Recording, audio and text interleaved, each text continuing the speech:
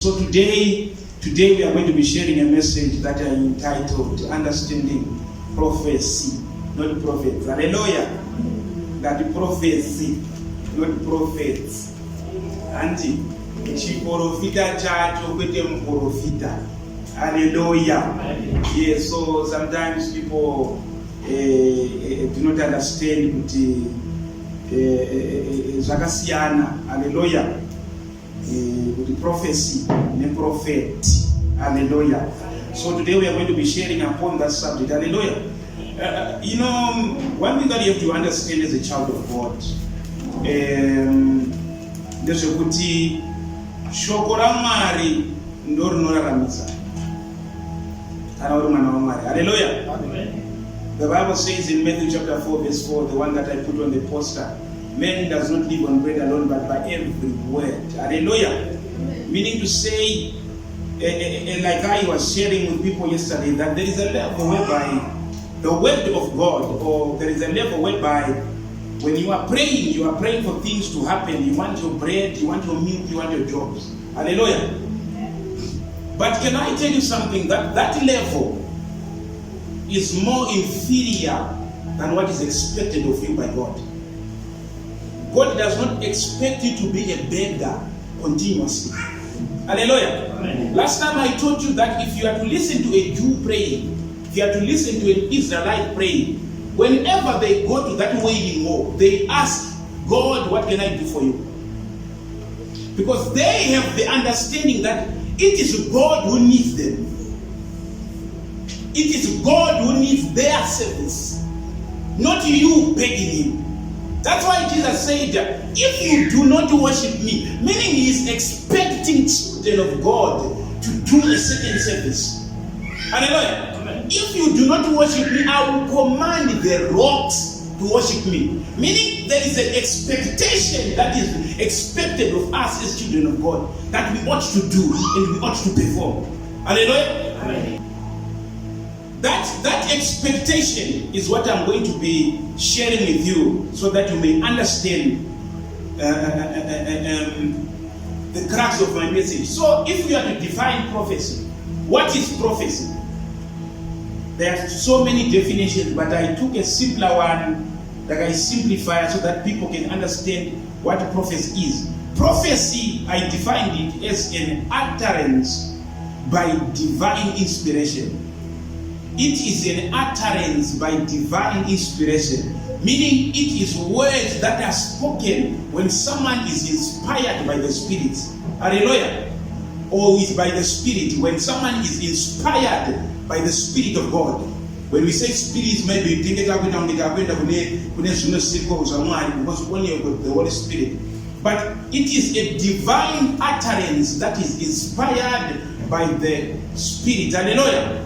Open your Bibles to Hebrews chapter 1. Hallelujah. God in sundry times, in diverse manners.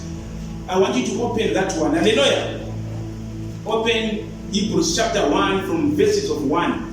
And Pastor Simba, can you read that for me so that people may understand divine utterance?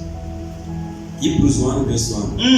God, who at sundry times and in divers manners spake in time past unto the fathers by the prophets, yet in these last days spoken unto us by his Son, whom he had appointed heir of all things. God in sundry times who spoke to our forefathers through the prophets. Hallelujah. When a prophet receives inspiration from God, his utterance is what is called prophecy. Hallelujah. Or when a child of God receives inspiration, your utterance becomes prophetic. Hallelujah. These times, prophets were the ones who carried the Spirit of God. They were the ones who were carrying the oil of God. But now, it is you and me. We carry the same Spirit. We carry the same power. Hallelujah. Meaning to say, the same way prophets would utter and their words will become prophetic, we also have the same grace. Hallelujah. Hallelujah. Amen. So open Revelation chapter 19, the verse of 10. The testimony of Jesus Christ is the spirit of what? Are you there? Revelations 19:10. Yes, what does it say? And I fell at his feet to worship him. And he said unto me, See thou do it not. I am thy fellow servant and of thy brethren that have the testimony of Jesus. Worship God, for the testimony of Jesus is the spirit of prophecy. For the testimony of Jesus is the spirit. Hallelujah. Manyandonzwisa zataurwa kwera. Zanzi kupupura nezva Jesu ndomwe yawe chiprofita. Hallelujah. Yeah. Hallelujah. Ilevwe ivashoma unainzwisisa kana utara munhu kupupura nezva Jesu. Kupupura munhu anofunga kuti ungosvika pane munhu ungosvika ungoti unoziva here nezva Jesu. Sezvataita zvezvo kuti mawachita vakauya vaona nekuhwindo ndinongoita kupuka makumotitiza. Because vanokuswerera sondo nesondo vanayaka 4-5. Handingochinjana mabrother takauya dada. Unopedzera waneta. Hallelujah.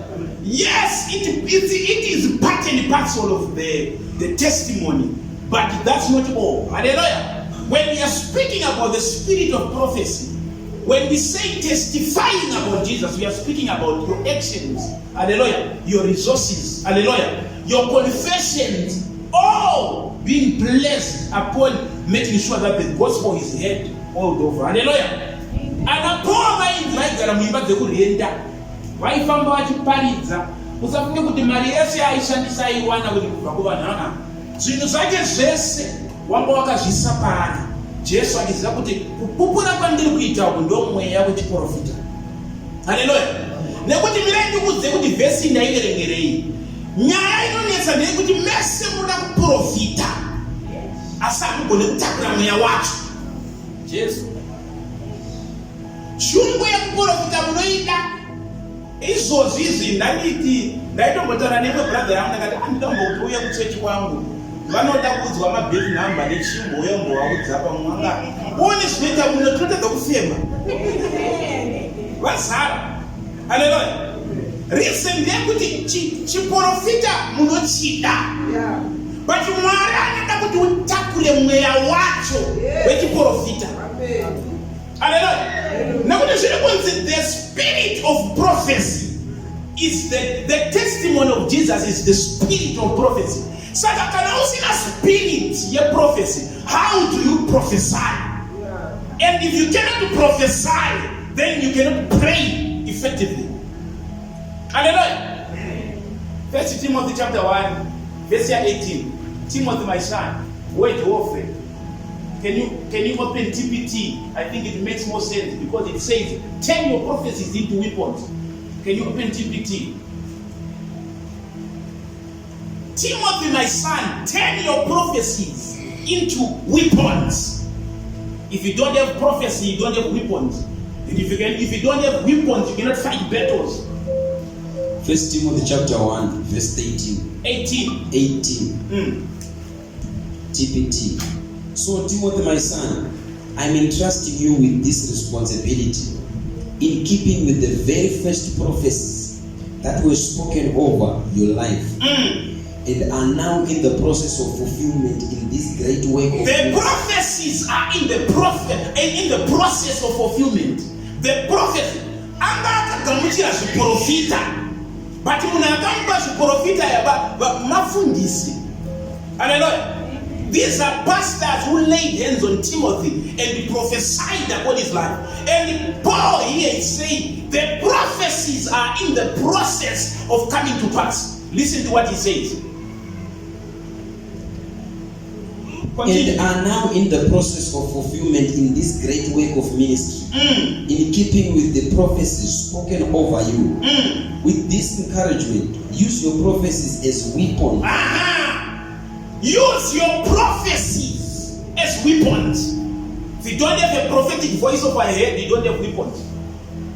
What are you fighting for?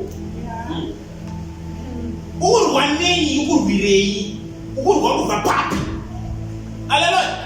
Vakatorwira nyika ari nani nekuti vari kuziva kuti vanga vabatira chiprofita chamupani handa mapfupa angu ashambuka vanga vari nani pane imi vatendi hamutorina kana kautombozva kuti chenyewo chaunorwira ndechipi ndikumukupedzando kuti vanga vatori nani nekuti chaivapa simba vari kuti kune kachimbere kakauraya vakachiti mapfupa angu achaita sei ndobva angoti ndini kupfupa racho munhu akutobata pfuti ari kungoziva kuti vakati achambuka. It became a prophecy that stood amongst all words and they fought out of it. They turned the words into weapons, but they were carnal. What about you, a child of God, spiritual, filled with the Holy Ghost? What prophecies are you fighting with? Kana usina chiprofita unobva wakatsanya zvine musoro. Hallelujah. Autsanye zvine musoro. Because hauna chiri kukushungurudza kuti utsanye, hauna chiri kukupusha kuti utsanye. Uri kungoti iye anga strike unongoti dai. Ungosi ndingozoma matete inozvabaziva rechingani. 23. Ngoma ndiyo. Hallelujah. Hallelujah. You know, these are things that we take for granted. Hallelujah. Allow me to say this. By a certain place that God expects you to function. Hallelujah. Look at what that angel said in the book of Revelation. When John saw the angel, he bowed down to the angel. But the angel said, no, we are testifying of the same Jesus. You and I are brothers. Do you hear that?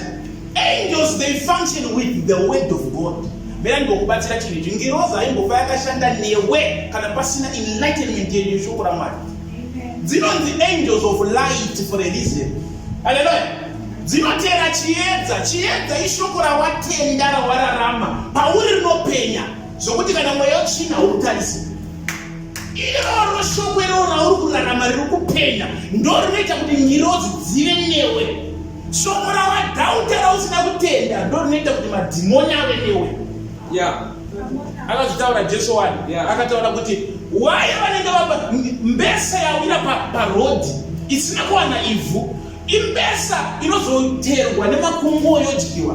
Zvikanzi kana ndiki akuinterpreta akataura kuti imbesa yakafanana neshoko rawira pamwoyo wemunhu ndokubva atadza kurinzwisisa mweya yetsvina ndobva yasvika.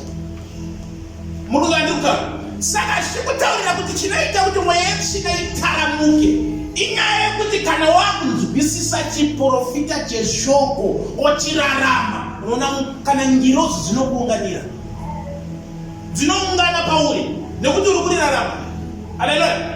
Ndakambotaura testimony yavo nepastor so vaishora mama zano kune maskandari handinizvo nesocial media iyi pasi akangoti cheya zvakangofanira kuti wakakona pakona ukabhodhorere handi azvikiti ringapwanyika rakazocheka vanhu uri mufundisi uchingofamba kuenda kubhini mumovha ngokuona nefoni oti ketye apa uri pamberi pebhawa racho ubva wabata bhodhorere hanza hakuna achaziva kuti uri kunhonga kuti uri kutya kuti inozobaya vanhu. Zvinonzi ndakaona pabhawa vachitotakwa evidence iyi. Haleluya. Saka evidence yakafamba zvakadhaka vabata mufundisi mumwe ndokutanga kuvaswedera papulpiti. Pastor vanodai ava vanodai. Anoti akarara. Zvinonzi akamboona pese paaitaura Mwari vakamuratidza achitaura mashoko yayo zvaaingoita papulpiti. Panga paine ngirozi dzanga dzakaungana paari. Pese paaitaura zvaidzi ngirozi wani yaibva ibva yaenda kune uye mufundisi uye. Oramba achitaura ngirozi wani ichibva ichienda kune mufundisi uye. Paakazomuka, his prayer was, Mwari, what is this? What is happening to me? So the more you become critical of him, the more you are lessening the protection that is around you, the angelic covering that is upon you. Because you are now functioning in the negative, he is functioning in the positive. Hallelujah. Yes, I know kuti ndozvaakaita, but wakongozvibvunzawo here kuti haana kukumbira regerero. Iye munhu aimuswedera achimugadzirira masimoni. You understand what I'm saying? Chandiri kutaura ndechekuti you have to understand that the word that illuminates. David says your word is a light unto my feet and a lamp unto my path. Hallelujah. Chaari kuti chiedza ari kutaura shoko raari kurarama. Hallelujah. Aribe chiedza kana usingarirarame rinenge ngano.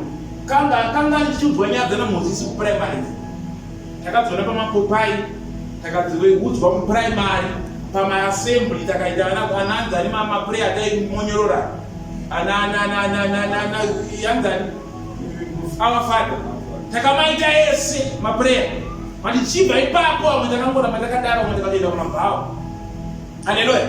Zvikutaura kuti ndinokwanisa kuita ngano, asi pane level yekuti where ndinokwanisa kuita alive to a level that David says, as the deer pants for the waters, my soul longs for you. In level yekuti kunyange uri mambo unoona zvinhu zvese kunge zvisina basa, chinenge chasara chine basa inyaya yekuti shoko raMwari rive neupenyu uye rikupe upenyu pauri. Haleluya. Allow me to do this. Unoziva here kuti vana veIsraeri vakagara 430 years munzvimbo yavanzi naMwari vagare 400 years. Reason ndeyekuti chiprofita chiripo but pakashaya akatena chiprofita kuti chiite weapon. Haleluya. Ndokuitika same experience. Aiwa ngatibaivhurai vhesi. Ativhurei Genesis chapter 15. Akuti muvhure verse ya 13. Genesis 15 verse ya 13. Akuti muverenge kuti how many years? Hallelujah. Hallelujah. Genesis chapter 15 verse 13. What does it say? It says, and he said unto Abraham, know of a surety that thy seed shall be a stranger in a land that is not theirs, and shall serve them, and they shall afflict them 400 years. Zviri kundiziva kuti inyaya inonetsa vamatheologian nevanhu vasingaibvisise. Abraham anga ari shamwari yaMwari. Zvinotaurwa nebhaibheri kuti you are my friend. Haleluya. Vatamba vese handizivi kuti vaitamba sei. Whether vaitamba one day kwete vachikandirana minana handizive, but anongonzi shamwari yangu. Haleluya. Ushamwari hwacho hatizivi kuti vaitambwa sei. Asi ngofunga kuti shamwari yako yauri kutemba, vana vako wambonetseka weIsaac azouya after wakusvika 100 years. Zonzi your offspring shall be in bondage. Kumakwisa vana vangu mubondage zvadii? Zonzi vaitava mubondage for makore mangati? Vachaafliktwa. Haana kubvunza kuti naiko Jehovha, zvandanga ndichitamba nemowani makati ndiri shamwari yenyu. Ko vana vangu vakangoti muchavapa nhaka, ko nhaka yacho makuti vachagara mubondage zvazvipi futi zvaana kubvunza. Nekuti Mwari vanga vaine plan. Rega ndimbokuudza izvi. Bhaibheri rinotedzera kuti the wealth of the wicked is stored up for the righteous. Haleluya.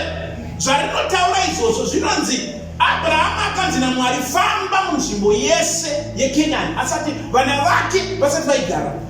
Pese paaifamba Abraham achinzi tarisa as far as your eyes can see, that you shall possess. Kwese kwaairakidzwa achinzi ndichakupa.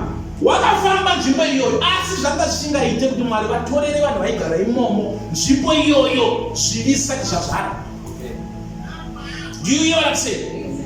Kana chivi chazara chinopfachukira. The same way when the anointing flows upon you, inosvika pekuti inozara, inopfachukira. Hallelujah. The Bible says in Psalms 23, thou anointest my head with what?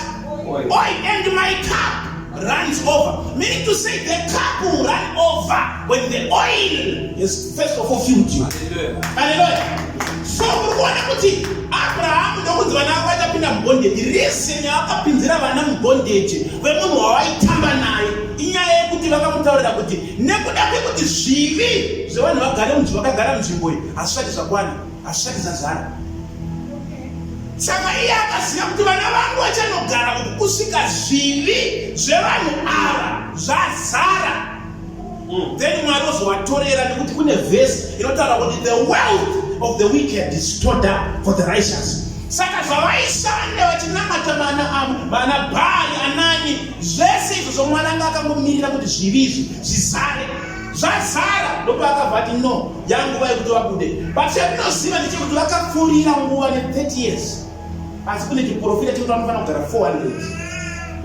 Vakagara 430. Nenyaya yekuti pavanga vakagara muIjipita mese hapana pakambosumuka munhu akanamata, hapana. Vanga vangogara kujaira nhamo kusvika pakuijairira. Munhu andiri kutaura kusvika pekuti unoaccepta zvisinga accepteki. Ndo problem ine ana akawanda. Chiprofita cheshoko chiripo asi anotambira zvinhu zvisingatambiriki. Oda kurarama nazvo achiziva kuti zazviite asi anenge achingoti handizvozvo kuti ngadii. Haleluya. Endai pavhesi ya 14 to 16 pasame chapter yeGenesis 15. Jamba mukaenda pavhesi 14 to 16. Genesis chapter 15 verse 14 to 16. And also that nation whom they shall serve will I judge, and afterward shall they come out with great substance. And thou shalt go to thy fathers in peace. Thou shalt be buried in a good old age. But in the fourth generation they shall come hither again, for the iniquity of the Amorites is not yet full. Mabanzwa, nekuda kwekuti zvivi zvemaAmorites hazvazara. Saka ndozvandikuda kuti vagare ikoko. Hakusi kuti Mwari aivapanisha.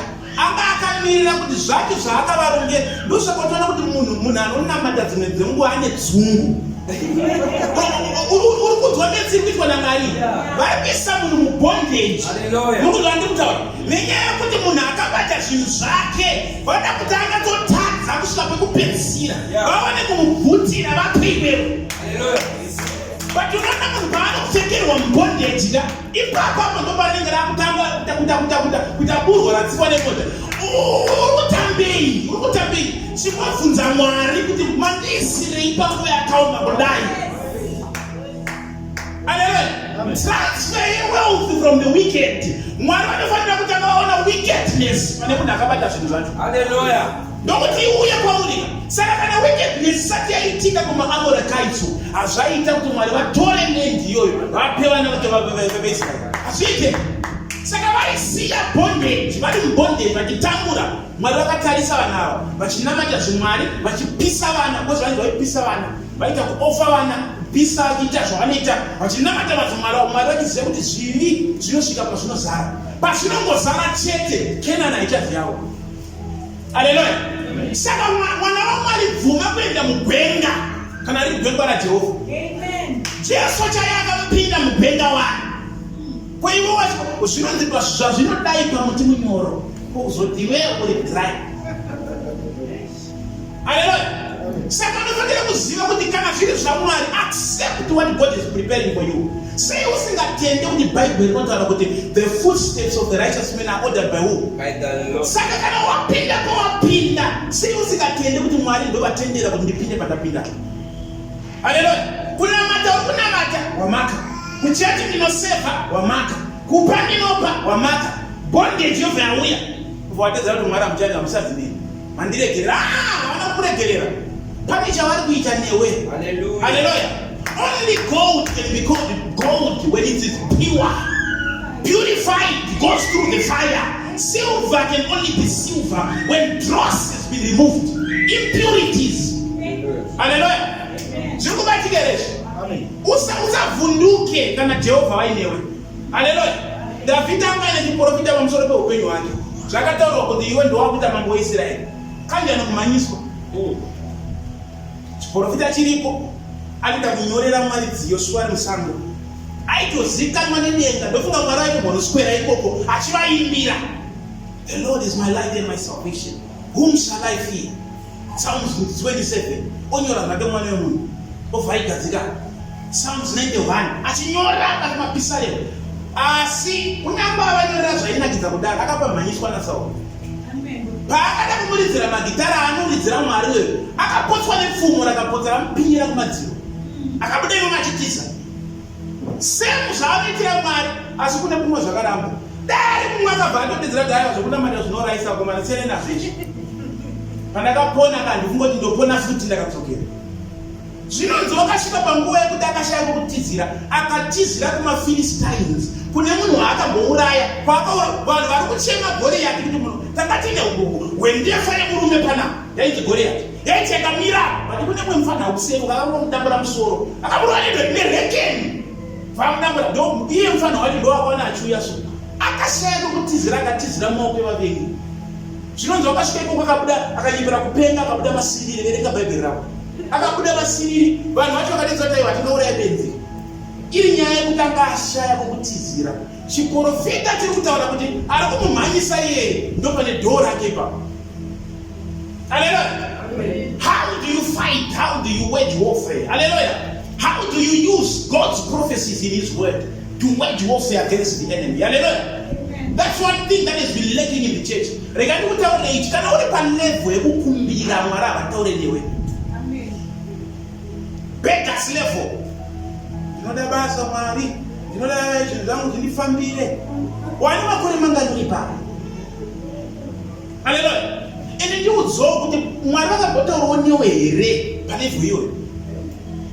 Mukana wokuti ufambe uendapo unokwanisa but vanozotaurawo newe here. Level iyoyoyo wakaverenga book ya Exodus. Vana vaIsraeri before chapter 11 and 12. Hakuna pavakambotaurwa nawo naMwari. Hakuna. Before chapter 11 and 12. Vaitaura naMoses naAroni. There is a reason why God was doing that. Vakomana vari kuchera matrenchi, vari kukanya zvidhina nemate, vari kuita zvavo kuti hakuna.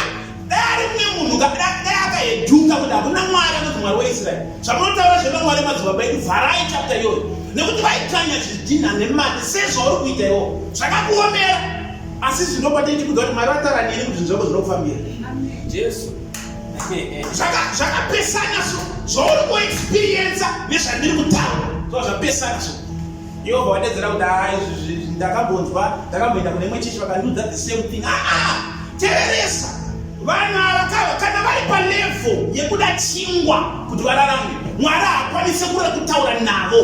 Because the Bible riri kutaura Matthew chapter 4 verse 4. For man does not live by bread alone.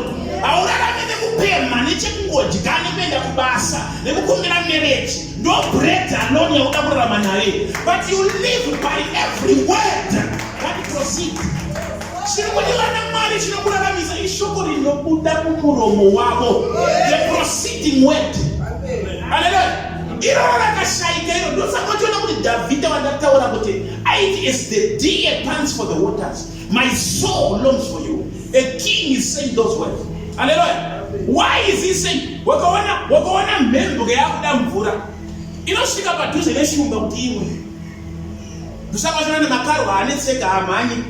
Anongoziva kuti vachadzoka dzanayo. Kana varova nenyota neyandimbori pano ndakashama so. Ndinoziva anosvika manje panapa. Inotoona kuti garwe iro igarwe. But kana yakuda mvura zvimwe zvese zvasina basa. Do you see the risk? Ndosaka toona kuti David akapa mucherechedzo iyoyo kuti as the deer pants for the waters. Hallelujah. A deer in the Bible represents the spiritual enlightenment. Zviri kutaura kuti ane shungu yekuzarukirwa naJehovha. Those are good towers, but it's the deer. A deer is an animal that represents spiritual enlightenment. Hallelujah. Those are good towers, but says I know it can mvura. Those are you kuita pamoja pangu kudai. Hallelujah. Endo kaverenga mabisare macho. Ukaiverenga nyaya yacho. Kunoti kuti murumo yaigwara. For your information, David was sick when he wrote that song. His body was not well. A king who is suffering from a disease. But he is saying that I need the enlightenment for the world. Somebody could have said, the word from God. No itaimo golerino. Si chanika itezu zangu zifambe. Upenu ya nchauda. Unguda rema. Unguda kumonzwati je. Denga limoti. Denga nakataura. Anubutaura. Zingedese zinoanganiti. When the heavens speak, everyone becomes a noise maker. I'm telling you the truth. Hallelujah. So I want you to read this scripture. Exodus chapter 12 verse 40. Nakukurakidza kusiyana kunoita vanhu. Mabatiro anoita same word. Asi mazviziva kuti achisiyana. Exodus chapter 12 verse 40. Exodus chapter 12 verse 40. What does it say? It says, now the sojourning of the children of Israel who dwelt in Egypt was 430 years. 430. Asi kwapeta ngoto afana kugara mangani. 30 idzo dzakazowedzerwa nei? Dai ari munyango ndosakwacho kuti kana vanhu vaya vanocriticize Bible vanotanga kuti netsa apa manje kana tiri mafundisi. Vanotonetsa andovhura mavhesi ari tu. Woti mimi pastor munoti mimi Mwari zvanotaura zvinoitika. Apo vakataura 400 years. Asi muIjipita vakazobuda after 430. Saka Mwari vakanyepera. vatotangana neyo nharo. Hallelujah. Nekuti havasi kuona the crux of the matter behind. For 400 years dzanga vari mubondage. Hakuna kana kungosumuka kana muprofita. Hakuna kana wakambonzwa kuti akanamata. Vairarama mufie. Zvavaitwa nemuvengi ndozvavanoita. Dambudziko rako nderekuti maprayer points ako uri kumapuhwa nemuvengi kwete neshoko raMwari. Wakanzwa kuti mbuya anoroya ndopaunotanga kutsanya. Ndopaunotanga kuimba nziyo usiku. Ndivakuzwa kuti panguva dzinozvanenge vakupairira nebhurumu ravo mani. Vakutanga kuimba Jehovha nero. Prayer point uri kuiwana ku-wrong side. Wakamboerekana wakadaro chete zvandiri kutaurira izvi. Uri kutamisa nguva. Hallelujah. Hallelujah. Zvirubatika here. Uri kuona kuti vanhu vavaka zvinonzi vakanzi vana vanozvarwa. Haleluya. Zvakanzi vana vanozvarwa. Vakomana vese torai muuraye. Hapana kana wakambonzwa chinhu akatsanya akanamata kuti zvisaitike. Zvavaiitiswa nemuvengi ndo zvavaidii. Saka Mwari aikopindira sei kana vanhu vachitedzera toni yemuvengi. Aikwanisa unless somebody stands up. Moses makore apfuura 400 ndokuona muIsraeri akabatwa pauro. Iye ndokubva adedzera kuti aiwa zvazviitwa izvi. Ndopakatanga Mwari kudedzera kuti kana zvakutanga kudai manje ndakuchipindira. Ndokubata ndokuponda munhu akadedzera kuti aiwa isi tese tinofanira kurarama kuti ini. Achipoponda munhu nyaya ndobe yatanga kuchinja ndobe atiza. Nyamba hafi kuziva kuti atovhura dhoo rekuti chiprofita chaMwari chizadziswa. Haleluya. Nekuti Mwari wakangomirira munhu ane action. Anoziva kuti isusu tinofanira kurarama. Haleluya. Uri kuona kuti handikuri kuzwa kuti 430 years. Vaifanira vakabuda after 430 years. Vatononoka. Ndinotenda kuti Mwari ndosaka akavati pamunodya Pasika paExodus chapter 12 akati pamuchadya Pasika the Passover lamb idyai makapfinyira magemenzi enyu mumabhandi nenyaya kuti mubude mufast. Ndinotenda kuti Mwari vaida kukavhira kuti time vanhu vatamisa nguva. Haleluya. Vanhu vatamisa nguva saka itodyai makaita get set ono max get set muchidya muchipedza ichibodai muchilowa pasi because manonokesa. Hallelujah. Yeah. So God was set to recover lost time because nobody used the prophecy that was given to Abraham as a weapon. Check them out from bondage. Hakuna akashandisa chiprofita se weapon.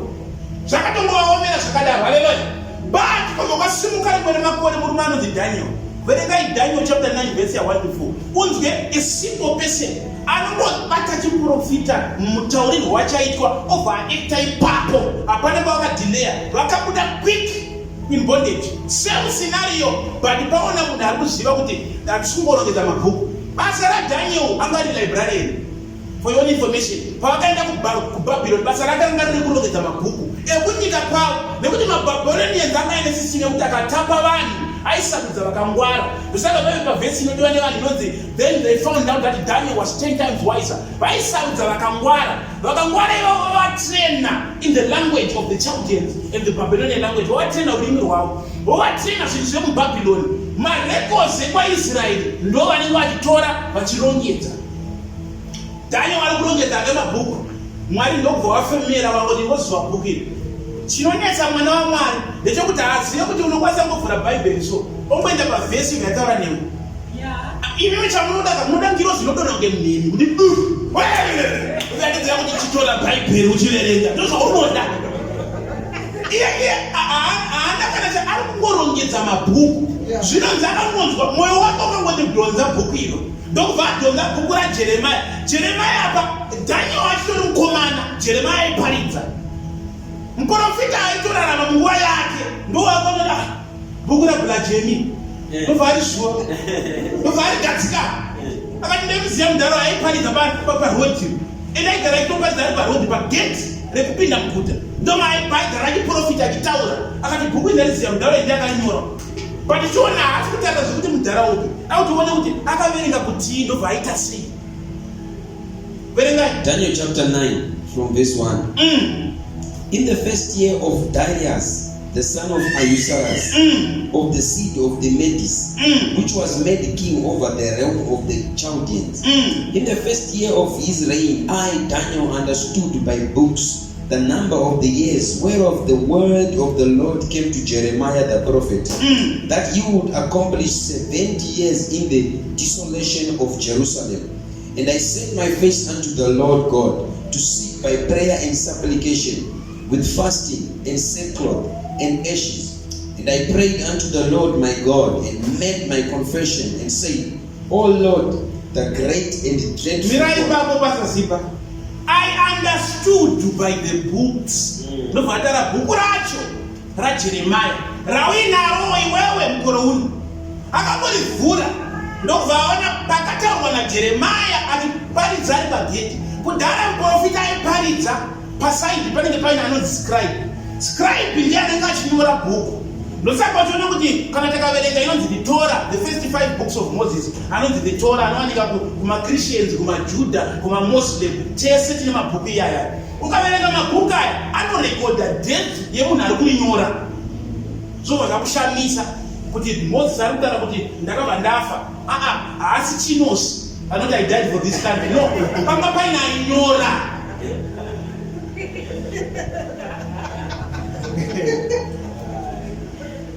Vanofunga kuti pamwe anga asina inonzwisa zvaiita kuti chino ndinatedzera kuti died for this country apa dziso dzikutaura. But point yanga iripo ndeyekuti panga paina scribe ainyora.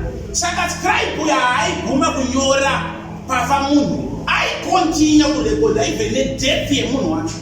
Haleluya. Ndisaka tiona kuti panoverengwa death yaMozisi, kuti pakanzi naMozisi chibva ipapo enda kuMount Nebo, akabvunza Mozisi kuti unoenda kuMount Nebo kunoitei? Saka ndichienda kunofa. Ainyora was the scribe. Haleluya. Saka Jeremiah achiparidza, scribe ari kunyora. Ndova panyorwa kuti tinofanira kuenda muBhabhiloni for 70 years nekuda kwezvivi zvamaita. Chinonzi chivi chacho ndechekuti vakaskipa 70 years vachiskipa sabhathi yaMwari. Saka Mwari akati ndikukuendesewo mubondage for 70 years nenyaya yekuti maskipa sabhathi yangu. Haleluya. Saka vachinyora Daniel vatorwa vaenda muBhabhiloni, vagara imomo. Vanhu vese vari kuungudza, vari kutedza kuti pakaipa, tatoona tatotanga kutomwa nemasoja iya, hatina zvatingaite. But Daniel ndobva azova bhuku, ndobva ariverenga, ndobva rataura kuti tinofanira kugara mu70 years. 70 hasati dzakwana, but iye zvino ndakabva apfugama ndobva atanga kunamata. Chiona paakangotanga kunamata ndobva akabva patanga kupindira denga. Akuratidzwa mavision pavachabuda zvichaitika kusvika mukore watiri kurarama, nekuti mumwe munhu asimuka anamata. Kunyange chiprofita chiripo, he has turned the prophecy into a weapon. Saka the problem with children of God, you read the prophecies but you don't turn them into weapons. Hakuna chinokugodzora mwoyo kuti zvinhu zvandikuverenga izvi zvirikutaurwa paRevelation chapter 1. God has richly blessed us with every spiritual blessing in the heavenlies. Kuti Mwari vakandiropafadza kare nemaropafadzo munyika yemweya. Kusei zvisina kunetse kuti sei maropafadzo ake ndisiri kumaona, sei zvisina kushaise nzara kuti ute nzara undakutsanya kuda kuti profita izvi. Izvanyorwa apa ndozvandakutsanyira mandizvo. Nenyaya yekuti kana Bhaibheri ikidedzera kuti Mwari vakandipa zvinhu zvese, saka inini sei ndiri kuramba kadai. Zvokushaisa nzara, zvokushaisa the hunger for food inotiza. Nenyaya yekuti wakutenda chiprofita keshoko raMwari. Kana risati rarihwa unobva wakamboona kana chinhu chinochiita muupenyu hwako. Hallelujah. I like this woman by the name Catherine Kuhlman. Unless the Holy Spirit becomes real to you, then forget about these miracles. Wakanotarisa Catherine Kuhlman aitaura ega basi kusakazira mudenga zvo. So what is said, ndokuka service yake aitoboa. Wataka kuchema kuti oh Holy Spirit, I cannot do anything without you. Imakamira service yake kasaka kudenga. Inoita zvayo wakatime ngadaite fire kudamna no fire papa na. Aifaya kudenga. Ende zvaaita manje ndezvekuti anga asingatendere kuti munhu apinde neucheya muservice make. Kunyange akaremara sei, aiti munhu wese ari paucheya mutakure mugadzike pacheya. Vaikuda vachifamba. Ndo first incident yekuti nanhasi even mascientists anonetseka. Muchechi makaita kunge mapinda mberi ichirira kuti tsarara. Mwine munhu angakamhene zvangakatikorwa kuhondo zvekuti anga cabbage zvekuti munhu anongorarama akangorara. Zvinonzi makaita kunge marira magetsi so ari pastage akitaura zvake kudenga. Munhu iye zvinonzi magetsi yakaenda paari, munhu iye akadzoka kudzoka bhonzo rese kuita straight. Nanhasi that testimony, go and find it out, unoiona paYouTube. Aitaura kudenga so, aiti problem yenyu kana asiri riu wandiri kuona wandiri kutaura nayo hakuna chinoitika pauri unless he becomes real kuita semunhu wosiri kuona asvikizoti aripo zvirikubatirezve paaidaro maitika minana isingaverengeke nanhasi. Minana aitika kana achipfuura nerodhi, vanhu vari kungoshandisa meshini dangerous vaidzidzimai akapfuura pamasana kudonha mesi moziva kuti saine kuti apfuura. Mumwe musi makazara muhoo ndobva wati mupinze nekubheddo ndobva waya nekukitchen dai kitchen yese yakasara yakarara pasi kwete kuti arinamata ari kungofambawo kuenda kusafety kwana, but vamwe vari kutanga mapoto vakuenda nakupiniguka kudai ari kupfuura nekuenda chete because aiti unless he becomes real. Unless he becomes real. Hallelujah. Problem yedu ndeyekuti hatione the reality of God's promises. Hatimaone. Moses akaseva vana veIsraeri nenyaya yekutenda the realities of his prophecies. Hallelujah. Zvinonzi naMozisi Mwari vakuti vanhu vakaoma mutsipa, they are stiff-necked people. I'm going to destroy them and I'm going to make a generation out of you. Ndobva ati aiwa kamwari, ndobva audza Mwari kuti repent from your anger. Murikuti andikutaure akati kuna Mwari repent, ndiyega munhu akareketwa mubhaibheri akaudza Mwari kuti tendeukai. Ndizvamuri kutaura izvi. Zvinonzi rangarirai muranda wenyu Abrahamu, makamuti rudzi ruchaita rudzi rukuru. Akaudza chiprofita chavo, and the Bible inodetsera kuti my word will not depart from me. Mwari wakataura kuti aiwa zvinonzi neBhayibheri and God repented from his anger. Wakaona Mwari wako munhu akufamba nelevel yekuti aiwa akaima muzvipikise. Chamakataura ndinofanira kuitika. Dai ari mumwe munhu akatedza kuti amukutara chaizvo saka totangira papo Mwari mukuti muda kuti adzinza ini hombe saka ndenge akadzwa ngai kojerera faster kuti the program yacho ifambe by 10 years ndenge ndatoneti madhoni tunoenda tongotipa kuti iwe Jeremiah Levina tungwa hapana Yesu akadhakwa musango but akadedzera kuti aiwa kaMwari rangarirai zvamakaudza Abrahamu, makamuti muchamita rudzi rukuru. Vana ava chiprofita chenyu chamakataura. And the Bible says God repented from his anger. Hallelujah. Kuponesa vanhu nenyaya yekutenda shoko rakataurwa. Hallelujah. Sei watadza kuponesa upenyu hwako nevana vako nekuda kweshoko rakataurwa. Why can't you do that? Kumira ukidedzera kuti makadedzera kuti silveri nendarama ndezvenyu. Ko ini ndinogoishaya sei ndiri mwana wenyu? You made me a co-heir with Christ. Makati ndiri mudyi wenhaka. Hallelujah. Mudyi wenhaka anogoshaya here nhaka yacho. Muri Mwari hamufe. Handimirire kuti ndidye nhaka musi wamunofa. Zvikutaura kuti nhaka inodyiwa Mwari vati vari vapenzi. Yakaitorisika vana veIsraeri kuti kana mwana ari mwanakomana anodya nhaka baba ari mupenyu. Inonoverenga prodigal son, haana kukumbira nhaka baba vako ari mupenyu. Enda paseri pari mpopo woenda kumusha kwenyu unoti nababa wako ndakuda nhaka yenyu. Unoenda kwaSabhuku kunotongwa straight. Kunze abva South Africa akaromba akauraya baba kuti achitora nhaka. Because vanomirira kuti munhu atanga aita sei. But kwaIsraeri waidya baba vari mupenyu. Zvikutaura kuti it was a prophecy unto us. If we be sons of God, we do not wait for God to die because he does not die. We partake of the inheritance now. Hallelujah. Hallelujah. Tonight now. Saka dakuti uerenge Isaiah chapter 55 verse 11. Audi munhu wekuti shoko raMwari rine simba kusvika pekuti havaitendere kudzoka kwavari zvisina kuzadzisa zvavaritaura. Isaiah 55 verse 11. So shall my word be that goeth forth out of my mouth. It shall not return unto me void, but it shall accomplish that which I please, and it shall prosper in the thing whereto I send it. Shoko irendere kunzi imenyu haridzokere kuna Mwari risina kuzadzikisa chavataura. Haleluya. Saka kana vakaritaura shoko rakabuda mumuromo wavo rakauya pauri haritendere kudzokera kwavari risina kuzadzikisa zvavataura. Haleluya. Saka muri kuona kuti rega ndikutsana muri yechida shoko. vana veIsraeri vandakutaura kuti vanga vari palevel yekuda chingwa yekuteerera marwadzo. Havasi kuteerera chiprofita chekuti anofanira kurarama imomo 400 days. 400 days ndokusvika, ndokuzvarwa vamwe vana, ndokuita vakomana, ndokuroora vachiri mubondage. Nyamba ndoda vamwe Abhurahama ari kudenga akatomboenda kuna mudhara akatika fodza mudhara vana vanokuwara. Saka kana pasina anonamata handina kwandinoita zvinofana zvandina zvandokwanisa kuita kana kupindira. Ndakamira anotenda chiprofita chandakakupa. Ndakati 400 asi wondakawana vakwa. Hakuna ari kuchitenda. Saka ndakamirira kusvika musi unotendwa kuti imi munofanira kubuda mubondage, kubva the bondage of the Egyptian. Mwari vakamira kudaro, hakuna kana ainzwa kana muridzi wokudenga, hakuna. Vanhu vese vaingorarama zvataurwa nemuvengi ndozvavari kurarama. Kusvika pazosimuka Mose, but point yandida kuti uone ndeyekuti hakuna akataurwa naye naMwari kune vanhu vese before Exodus chapter 11 chapter 12. Nenyaya yekuti vanga vasingatende chiprofita chavanga vakapuwa kuti vararama 400 years imo. Mwari havataure nevanhu kana usingatende shoko ravo, because vanotaura maringe nekutenda kwawaita shoko ravo. Hallelujah. Do you remember that man akasvika kuna Jesu akati muranda wangu arwara, zvikanzi handeiko, akati aiwa, I am a man under authority.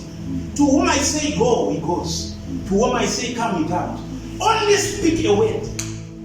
Mwari vakadedzera kuti pane mese munotenda panga paine vanhu vane ndebvu dzine kutekwa kudai, maSadusi, maFarisi vaifamba nemabhandi anenge akanyorwa mavhesi nekuzasi kwemagamenzu, vachifamba vachirira mabhero vachida nekutange vanhu vaive Zioni vanopfeka maleya vaya, ndo vanga vangoriko vese vanga varipo muEdheni. Ndokuuya ndokudedzera kuti aiwaka.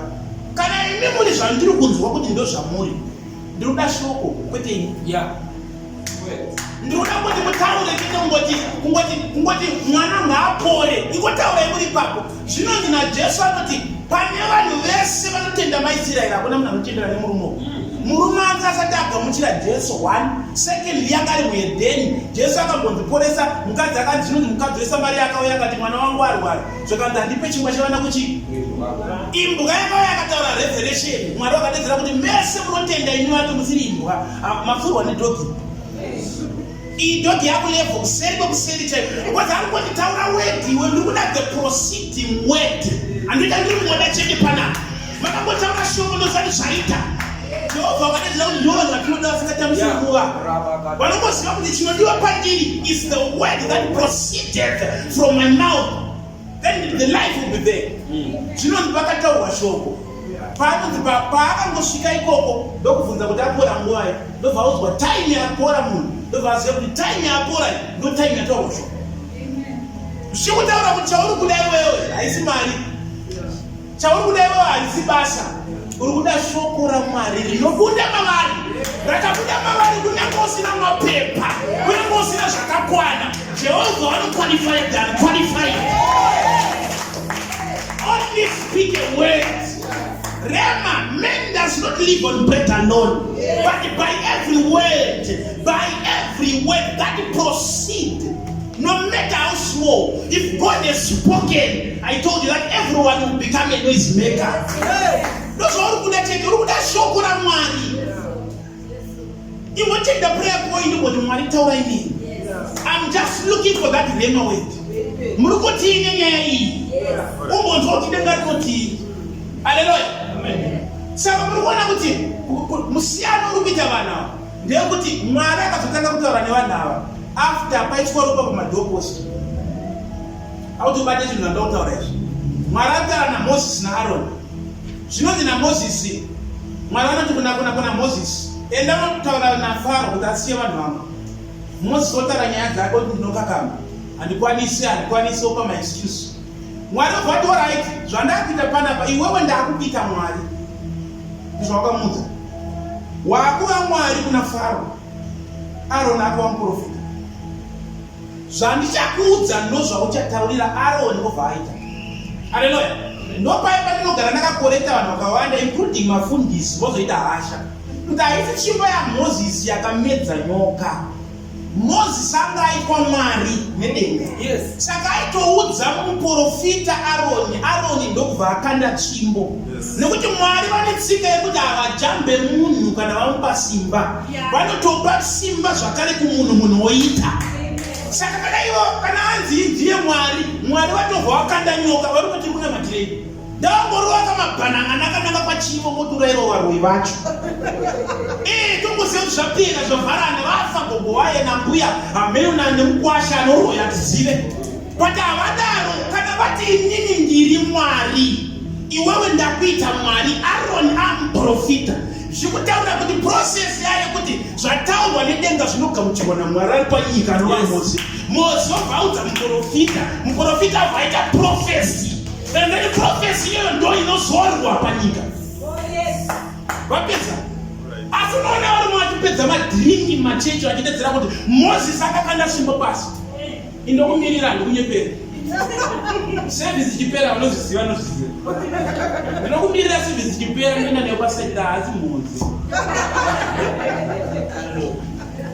Ande bhuku yacho asi Jesu. Ndaro nakakanda nyoka. Wakavhura kudai so ini ndaizvityoka. Wakaona vhura Exodus chapter 7 verse 10. Wakaona takudaro vanhu. Ine mai ndaizvifarira.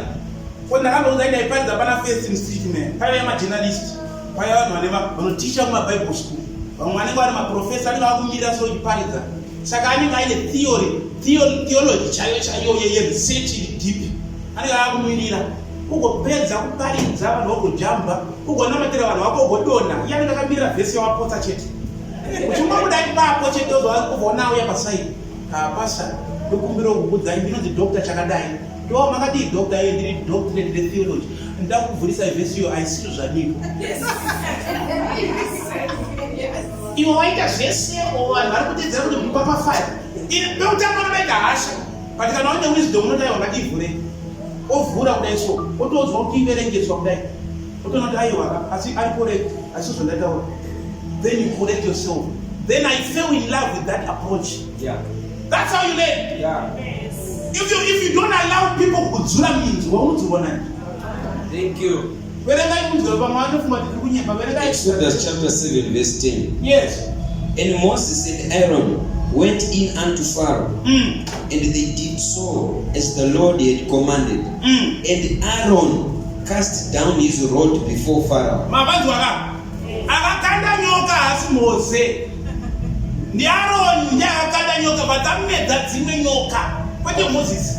Nekuti vurai ipase muchake wembene pavhesi 1. Panotaurwa kuti wanda kuita Mwari uyu ndamuita muprofita.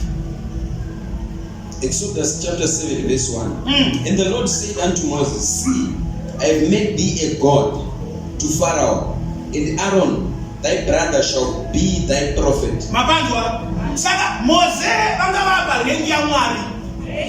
Aaron ndiye amprofita. Kunyanga vachikakaba zvavo vachiita kuvanomnoka. Ndosaka uchiona kuti revelation yange apa na Moses ndo inoletwa nevanhu vamazuva. Mwari vanoita kunge vanokakama vanononoka.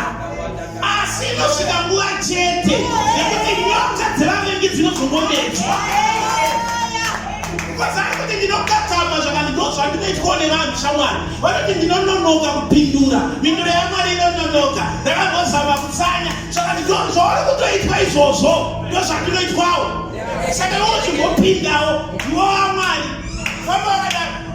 Ndokuvamira zvavo pashure kwaAroni. Ndokuvati bawa kanda chimo kanda chimo pasi. Arona kati mabatitese ndikanda pasi chete. Ndokuti apa level yaMwari ka. Kunonoka pepe ndobva yangokandwa kudaiso. Ichiko mara pasi zvinonzi vavengi ndokukanda nyoka dzavo tsvimbo dzavo ndokuchinda kuita nyoka. But zvinonzi nyoka tsvimbo yaAroni yakasvada nyoka dzese. Haleluya. Saka unoona kuti itori message pachezvayo kuti Mwari vari kutoziva kuti ndozvamunovaita. Munoti vanokakama, vanononoka, havapindure itai. Paunoda vakangopindura Mwari pouri kudai ivo havachazi Mwari. Because zvinonzi your ways are not my what? Your thoughts are not my what? Saka vakangopindura pauri kudai wewe havachazi Mwari chachipambo. the right time and the right season. Right time and the right season. Hallelujah. Saka ndikutana kuti level, pane level inoda kuti Mwari munhu asvike. Yakuti unorarama neshoko rinobuda mumuromo mawo. Aurarame nezvakakutenderedza, nezvauri kushaya. Aunamatiswe nekushaya. Aunamatiswe nekuti washaya mari. Uri kunamata nekuti uri kuziva zviprofita zveshoko ramari. Nokuti vatitaure, ndo level iri kudiwa nemwari pamunhu. Rimwe makore mubhuku yaJudges zvinonzi naGideon. Gideon akaenda ndokutanga kunotarisa vavengi ndokuona kuti pane 20,000 vavengi. Iye ndokunokukurudzana ne10,000 vana veIsraeri. Nekuti danga ranga rataura kuti iwewe ndakusarudza kuti udzikunire vanhu vangu. Atinofamba navo. Level yakasvika nayo ndekuti Mwari vakati andepa mvura. Ndobva asvika ipapo. Vamwe ndokuvhatanga kumwa mvura. Haleluya. Vaimwa mvura vachisimudza vachitarisa kudai so. Zvakati timu yese yaitakatsika ingodaisana. Ine problem yekuti iri kunamata, iri kudya shoko mvura. Zvinonzi my word is the living water. Iri kumashoko asikatarisa kuti uri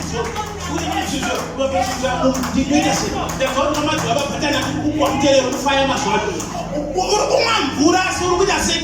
Uri kutarisa. Zvakati munhu wese ari kumwa achidaro buritsa. Ndiri kuda vanhu vanoziva kuti kunyange muvenga akauya kana ndakatarisa pasi ndichimwa kubva mushoko hakuna chinondiwana. Kana ndikaita pasi wese ari kumwa sembwa anozvi humbleness ari kumwa sembwa akunanzwa murwiziso. Zvakati wese adare ndo kuenda kuna Ibhoni ndokusimuka Gideoni ndokubva ati vese vamwa sembwa wangani wakasimudza vanhu 300. Zvino ndakabatidzira kuti Mwari ndingodzokera kumaraini. Akarohwa nefiye. Bhaibheri rinotaura kuti akava nefiye. Mwari vakataura kuti kana uchiri kutya dzokera. Because God does not work with people of fear. Because pachiona ratio yako 20,000 plus soldiers against 300 inexperienced men. Ana baba Boba zvavadedza kubva muchigogodza kuti baba Boba handika kuona anzi naMwari andini. Vatodai apa ane chidumbu chinenge chijojo-teki kudai. Kumhanya havagoni but uri kutozwa kuti ndo masoja ako yaenda kuona. Apo vatarisa vese kudai so. Pamwe mumwe wacho akaitoma achitokotama akanyanya kuti muri kurema. Haatogona kumwe achidai. Watoona kuti avasara vacho havachatogona kana hondo yacho. Ndobva arohwa nefiya akadedza kuti aiwa kari Gideoni. Mwari havasi kutarisa kwangiti yevanhu. Vari kutaura kuti zvandataura kuti uri kunodzikinura vanhu vangu. I am going to give the enemies into your hands. Ndo zvandataura. Zvandataura ndo zvinoitika. Kwete zvichaitisa zvinhu. Nekuti iye aitarisa kwangiti yevanhu. Obva averenga kuti vanava. Saka kana ratio iri kutaurwa naMwari iri 10,000 against 20,000. Haleluya. Saka it means kuti one soldier ishamira navanhu 2 hainowinika hondo yacho. Mwari ndobva wakata vanhu kusvika pa300. Saka ndichirwa manje. Zvino ndakadzokera kumashure akadedzera kuti aiwa izvi zvakanzi ndinena naMwari kana uchiri kutya dzokera. Havana kuchinja kuti orai Gideon ndapanzwisisa. Michael anenge ari kumashure kwako havana kumbodaro.